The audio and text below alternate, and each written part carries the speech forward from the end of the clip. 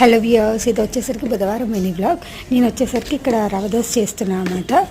బియ్య పిండి అలాగే కొంచెం మైదా. ఇక్కడ వచ్చేసరికి నేను సూజీ వేస్తున్నాను. రవ ఉంటుంది కదా, సూజీ రవ, ఉప్మా రవ అదైతే వేసాను. తర్వాత కొంచెం సాల్ట్, పచ్చిమిర్చి, కొత్తిమీర, తర్వాత నేను కొంచెం జీలకర్ర అన్నీ వేసి వాటర్ అడ్జస్ట్ చేసుకొని జారుగా కలిపేసుకుంటాను అనమాట.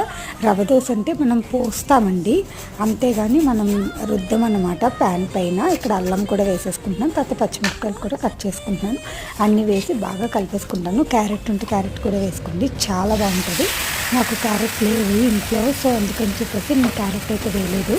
నేను అల్లం, పచ్చిమిరపకాయలు, కొత్తిమీర, సాల్ట్, జీలకర్ర వేసేసుకొని అలా బ్యాటర్ అయితే ప్రిపేర్ చేసుకున్నాను. ఆ రోజు వంటలోకి వచ్చేసరికి నేను పప్పు చేశాను, టమాటా పప్పు చేసి తర్వాత సొరకాయ కర్రీ అయితే చేశాను.